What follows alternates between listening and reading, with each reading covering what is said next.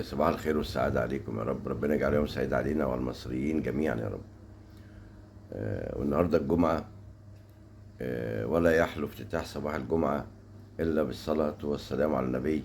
اللهم صل وسلم وبارك على سيدنا محمد وعلى آله الطيبين الطاهرين أجمعين يا رب العالمين. آه، هو مش عيب إن البنت أو الست تشتغل في مجتمعنا دلوقتي. الدنيا بقت صعبة ولازم الست تساعد الراجل أو الست أو البنت تساعد نفسها، يعني العملية ما بقتش زي زمان. الوضع اتغير. لكن العيب ان البنت تشتغل شغلانه ما تناسبش البيت. كلام سعاد حسني البت زي الولد ما هيش كمالة عدد، ده كلام فاضي.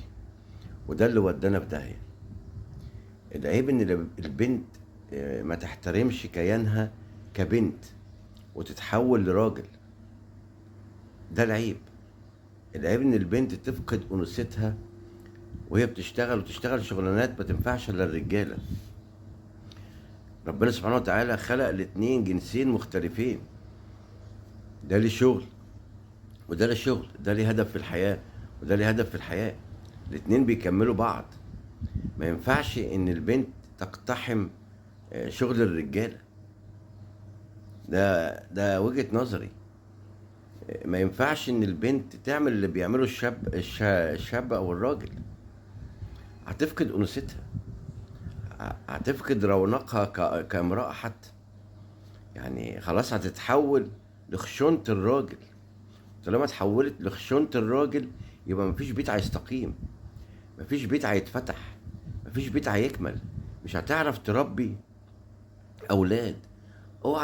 اوعى تستهتر وانت بترقص بنتك او مراتك في الافراح وتقول ان احنا بنفرح والموضوع عادي. الموضوع مش عادي.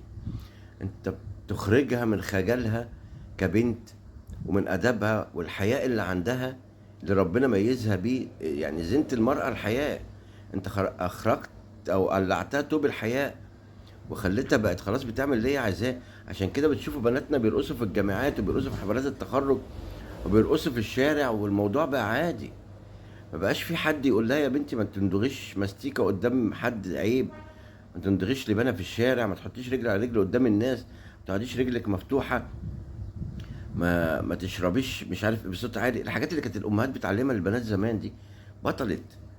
بقينا نخلف بناتنا ونرميهم في الشارع وهم مصيرهم.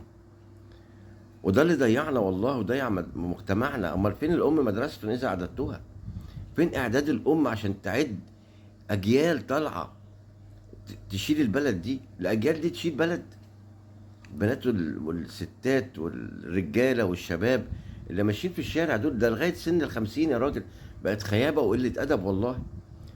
بقى لا في حياء ولا دين ولا خجل ولا اي حاجه خالص ولا علم. كل اللي احنا بنتعلمه ان احنا نرقص ونتشخلع ونضحك وكركر مش عارف ايه ونطلع ايه ده يا جماعه ده؟ انا ما اتكلمتش عن الدين والله. انا بتكلم على المجتمع والحياء والادب اللي كانت فيهم البنت او المراه. كانت كل 100 فيهم اتنين تلاته شاذين. دلوقتي كل 100 فيهم اتنين تلاته محترمين والناس بتعايرهم. تقول لها مش اللي محترمه انت مش هتلاقي تتجوزي، لان فعلا الشباب بقى اهبل. بقى بيدور على اللي بترقص واللي تتمرقع. ربنا يهدي شبابنا وبناتنا يا رب. اللهم ردنا إليك ردا جميلا واهدي شباب وبنات المسلمين إلى ما تحباه وترضاه ويتوب علينا ربنا.